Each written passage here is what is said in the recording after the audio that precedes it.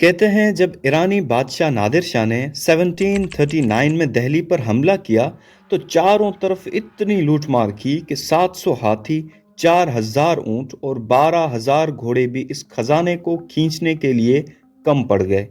इसी खजाने में दिल्ली का मशहूर व मारूफ पीकॉक थ्रोन या दूसरे अल्फाजों में तख्ते ताउस भी शामिल था।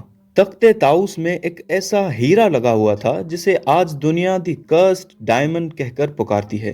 कहते हैं जब नादिर शाह ने इस तख्त में लगे हीरे को देखा तो चीख उठा, कोहिनूर यानी रोशनी का पहाड़, द माउंटेन ऑफ लाइट। और ये नाम इस पर इतना जचा कि आज तक दुनिया इस हीरे को इसी नाम से जानती है। आज की इस वीडियो में हम इसी नूर के पहाड़ के बारे में आपको बताएंगे और ये भी बताएंगे कि दुनिया इसे कर्स्ड डायमंड क्यों कहती है। इस हीरे को 13 टू 14 सेंचुरी के दरमियान गोलकंडा की कोलूर माइन से निकाला गया, जो आज इंडिया के आंध्र प्रदेश स्टेट में मौजूद हैं। इन्हीं कोलूर माइंस में से 13 टू 17 सेंचुरी तक बहुत से मशहूर डायमंड्स निकाले गए। 1726 के आखिर तक पूरी दुनिया में इंडिया वो वाहिद जगह थी जहां से हीरे निकाले जाते थे। और फिर 1726 में ब्राजील में डायमंड माइंस की डिस्कवरी ने इससे ये एजाज छीन लिया। हिंदू मैथोलॉजी के मुताबिक ये डायमंड महाभारत के लॉर्ड कृष्णा जी के ज़माने से सब कॉन्टिनेंट में मौजूद था। हिंदू रिलीजियस बुक विष्णु पुराना के मुताबिक ये एक बहुत बड़े डायमंड सियामांतका मानी का हिस्सा था, जबकि ईरानियों का मानना है कि कोहिनूर का ताल्लुक इसके हमशक्ल हीरे दरियाए नूर से है, जिसे ईरान का शहंशाह अफरासिया पहनता था। दरियाए नूर 36 ग्राम का पिंक कलर डायमंड है जो आज सेंट्रल बैंक ऑफ ईरान में मौजूद है। जदीद हिस्ट्री में कोहिनूर सबसे पहले तब सामने आया जब 1305 में अलाउद्दीन खिलजी ने इसे मालवा एम्पायर के बादशाह महलक देव से छीना। कोई नहीं जानता कि इससे पहले ये हीरा कहाँ था और किसके पास था। खैर, अगली कई सदियों तक ये हीरा मंजर आम से गायब रहा। फिर वक्त आता है पानीपत की पहली जंग का, जब जहीरुद्दीन बाबर ने इब्राहिम लोदी और राजा बिक्रमा का सामना किया और दोनों को कत्ल कर दिया। लेकिन इस लड़ाई में दोनों के फैमिली मेंबर्स बच गए क्योंकि वो आगरा के किले में महफूज थे। फातेह जहीरुद्दीन बाबर ने अपने बेटे हुमायूं को आगरा पर चढ़ाई के लिए भेज दिया और यहाँ बिक्रमाजीत के खानदान ने ये हीरा हुमायूं के हवाले कर दिया और तब ये हीरा दोबारा मंजर आम पर आया। 1540 में जब शेर शाह सूरी ने हुमायूं को शिकस्त दी तो हुमायूं जान बचाकर ईरान पहुंच गया और यहाँ ईरानी शहंशाह तहमासिब की मेहमान नवाजी से मुतासिर होकर ये हीरा उसे दे दिया। 2 साल बाद ईरानी शहंशाह ने ये हीरा दक्कन के सुल्तान बुरहान निजाम को बतौर तोहफा भिजवा दिया। 1655 में जब मुगलों ने दक्कन के इलाके गोलकंदा पर हमला किया तो वजीर मीर जुमला ने ये हीरा शहंशाह शाहजहां को पेश कर दिया और यूं घूम फिरकर एक बार फिर से ये हीरा मुगलों के हाथ लग गया।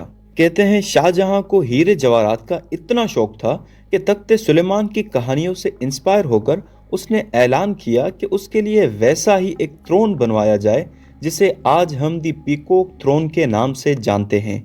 इसका ये नाम इसलिए है कि इसके पिलर्स पर 2 मोर लगे हुए थे और इन्हीं मोरों में से एक की आंख पर लगा था कोहिनूर। ये तख्त पूरा सोने से बना हुआ था और इसके कॉलम्स एमरल्ड से बने हुए थे और पूरा तख्त हीरे और मोतियों से ढका हुआ था। कहते हैं इसकी कीमत ताज महल से भी 4 गुना ज्यादा थी। Now just imagine how beautiful that throne would be. यहाँ आपको जानकर हैरानी होगी कि मुगलों के नजदीक सबसे खूबसूरत हीरा कोहिनूर नहीं बल्कि तैमूर रूबी था। वो इसलिए कि मुगल्स को कलरफुल जेम्स ज्यादा पसंद आते थे compare to white transparent gems. Peacock throne के बनने के बाद पूरी एक सेंचुरी तक मुगल एम्पायर एशिया की सबसे अमीर रियासत थी। दिल्ली की आबादी 20 लाख लोगों से भी ज्यादा थी, जो कि पेरिस और लंदन की कंबाइंड पॉपुलेशन से भी ज्यादा बनती है। इसी खुशहाली को देखकर सेंट्रल एशिया के बहुत से रूलर्स ने दिल्ली पर हमले शुरू कर दिए। इन्हीं रूलर्स में से एक था नादिर शाह। इसकी कहानी वीडियो के शुरू में हम आपको बता चुके हैं। नादिर शाह ने तख्ते ताउस में से ये दोनों हीरे यानी कोहिनूर और तैमूर रूबी निकालकर अपने बाजू पर बांध लिए और यूं एक बार फिर से ये हीरा ना सिर्फ मुगलों बल्कि इंडिया से भी दूर हो गया। अगले 70 सालों तक ये हीरा खून से रंगे हाथों में इधर उधर घूमता रहा। जिसने भी इसको हाथ लगाया उसकी सल्तनत तबाह हो गई। घूमते घूमते ये हीरा अहमद शाह अब्दाली के हाथ आ गया। यूं ये हीरा अब्दाली के पोते जमान शाह के पास आया, लेकिन फिर 1801 में महमूद शाह दुर्रानी ने जमान शाह की हुकूमत खत्म करके कोहिनूर अपने कब्जे में ले लिया। 2 साल बाद शाह शुजा ने महमूद का तख्ता गिरा दिया और खुद हुक्मरान बन गया। लेकिन हुकूमतें तो होती ही गिराने के लिए हैं।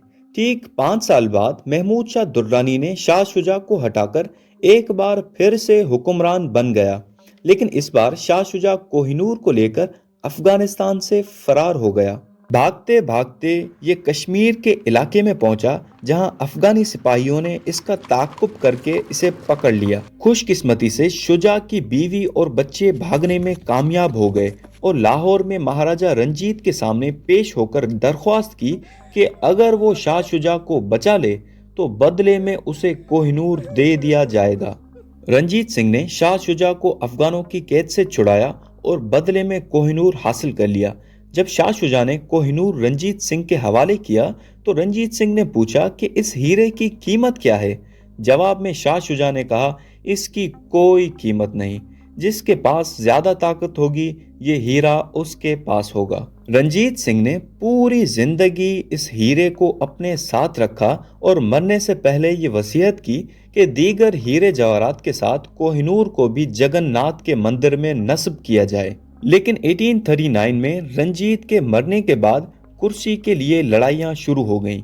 अगले 4 साल में लाहौर का तख्त 4 मुख्तलिफ बादशाहों के पास रहा। आखिरकार जब दिहाइयों के बाद ये लड़ाई खत्म हुई तो रंजीत सिंह के वारिसों में हुकूमत के लिए सिर्फ 10 साल का लड़का दुलीप सिंह और उसकी मां जिंदन जिंदा बच पाए। जब 10 साला दिलीप सिंह गद्दी पर बैठा तब तक बहुत देर हो चुकी थी, क्योंकि ईस्ट इंडिया कंपनी हिंदुस्तान के बहुत बड़े हिस्से पर कब्जा कर चुकी थी। अंग्रेजों ने दिलीप सिंह की मां को कैद कर लिया और जबरदस्ती इससे ट्रीटी ऑफ लाहौर साइन करवाई। इस ट्रीटी के नतीजे में कोहिनूर अंग्रेजों के पास चला गया, जिसे बाद में ईस्ट इंडिया कंपनी ने लंदन भेज दिया। 1851 में एक एक्सपोजिशन में जब लोगों ने कोहिनूर को देखा तो कहने लगे, ये तो बस गिलास का एक टुकड़ा लग रहा है। क्या सच में ये वही कोहिनूर है जिसे हासिल करने के लिए सदियों तक हजारों लोगों ने अपनी जानें दी? ये सब डिसअपॉइंटिंग बातें सुनकर क्वीन विक्टोरिया के हस्बैंड प्रिंस एल्बर्ट ने इसकी कटिंग और रिफर्निशिंग करवाई, जिसके नतीजे में ये पहले से चमकदार तो हो गया लेकिन साइज में आधा रह गया। हिंदू मैथोलॉजी के मुताबिक कोहिनूर को या तो एक खुदा या फिर एक औरत ही पहन सकते हैं। अगर किसी और ने इसे पहनने की कोशिश की तो इसकी सल्तनत पर मुसीबतें इस तरह आएंगी जिस तरह बारिश के कतरे। और शायद यही वजह है कि आज तक सिर्फ ब्रिटिश क्वींस ही इसे अपनी जीनत का हिस्सा बनाती आई हैं। सबसे पहले क्वीन अलेक्जेंड्रा, जो कि क्वीन विक्टोरिया की बहू थी, इन्होंने अपने ताज में कोहिनूर को पहना और बाद में क्वीन मैरी ने। फिर आखिरकार 1937 में इस डायमंड को उस ताज में लगाया गया जहां आज तक ये लगा हुआ है। ये ताज बनाया गया था क्वीन एलिजाबेथ II की मदर के लिए। इस हीरे को आखिरी बार भी इन्हीं क्वीन के फ्यूनरल पर इनके कॉफिन के ऊपर देखा गया और तब से लेकर आज तक ये हीरा लंदन के टावर ऑफ ज्वेल हाउस में मौजूद है। अब तक अगर आपको ये लगता हो कि कोहिनूर की शोहरत की वजह शायद इसका साइज है तो आप गलत हैं, क्योंकि कोहिनूर तो साइज के हिसाब से टॉप 100 में भी नहीं आता। दुनिया का सबसे बड़ा डायमंड 1905 में साउथ अफ्रीका से डिस्कवर्ड हुआ, जिसका वेट 621.35 ग्राम्स है और कोहिनूर का वेट 21.12 ग्राम्स। बल्कि खून से लथपथ इसकी हिस्ट्री वो वाहिद वजह है जो इसे इतना कीमती बनाती है। सवाल ये है कि क्या कोहिनूर लंदन से वापस लिया जा सकता है?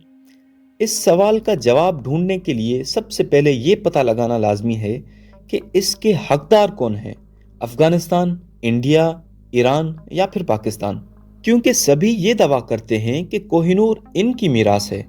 1976 में जुल्फकार अली भुट्टो ने बरतानिया से कोहिनूर की वापसी की बात की थी, लेकिन यूके ने मना कर दिया।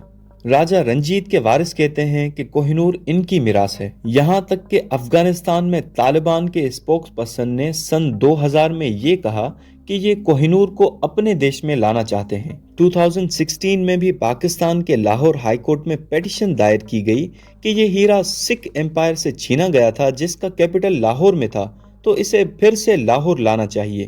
لیکن یہ مطالبے تو تب پورے ہوں جب برٹشرز اسے دینے کے لیے راضی ہوں۔ ہمارے خیال سے کوہ نور کو واپس لانے کی باتیں کہنے کی حد تک تو صحیح ہیں، لیکن پریکٹیکلی یہ ناممکن لگتا ہے۔ آپ اس ہیرے کے بارے میں کیا سوچتے ہیں؟ اپنی قیمتی رائے کمنٹ سیکشن میں ضرور دیں۔ ساتھ ہی ساتھ ویڈیو کو لائک کریں اور اپنے دوستوں کے ساتھ شیئر کریں۔